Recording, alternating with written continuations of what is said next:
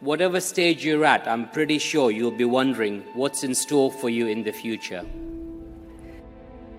Maybe you're doubting your choice of career to study medicine. There's constant change in the NHS and a sense of struggle. You'll be worried, will you achieve the career that you want to do? Will you be successful? And have the student debts been worthwhile? Well, let me get straight to the point and say, you have done the right thing. You have made a fantastic career choice to be a doctor. I want to share with you some things that worked for me and some things that didn't work. Irrespective of whatever branch of medicine you choose, if anyone can make a success of it, I know you can. People in this room, I need you to be the most successful and the best doctors you can be. So what are the learning points that I want to emphasize again? Firstly, I think striving for excellence. I did not want to do average. Do not accept average as your aspiration. You have to accept excellence, because nothing less will do as a doctor. The other thing I learned, point 2, is around innovation, ideas, and new thinking. Everything is always changing. And my links with Leicester University and with Professor Richard Baker led me to think greatly about the possibilities. Science is what drives us, what keeps us going, what leads to the discovery. The marriage of research and medicine, clinical science, is a marriage made in heaven. But there is a new science, it's called the third science, which is improvement science. So how do we implement the findings of research into everyday practice? The third thing that I think has made me have such a good career is keeping up to date. You know, work out a strategy for lifelong learning, that you need a really strong and sound system of keeping up to date. So medicine is about lifelong learning. It's not about discrete points, qualifications. You're learning all the time. Number 4, I think reflection and learning from your mistakes.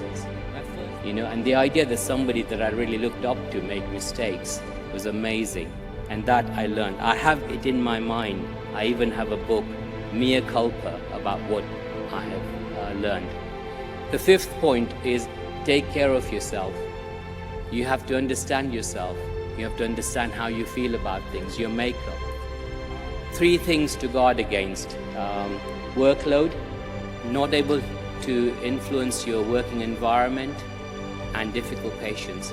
These 3 things cause a thing called burnout. Burnout is a very high risk for the caring professions. And you know what? You can get support for all these 3 things through mentoring, through talking to your organization and talking to peers. So if you prepare for it, you can plan for it, and you can avoid it. But 2 things I want you to guard against. First thing, you know, our number 1 enemy is cynicism.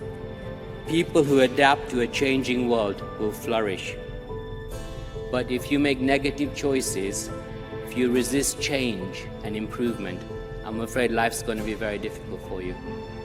And these are behaviors that we see often, and they're inappropriate. Of course you should be skeptical. Of course you should ask questions. Of course you should make inquiries. But I think people with positive and progressive agenda will be successful. Avoid the trap of entitlement and victim mentality. Okay? Do you want everything to be handed to you on a plate?